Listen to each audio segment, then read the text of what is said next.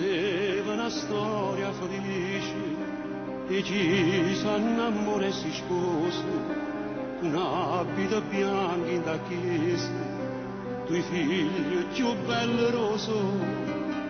Pareva una storia importante, ma tutto è fornuto in da niente. Non foi una carta bollata, io giudice ci ha separato.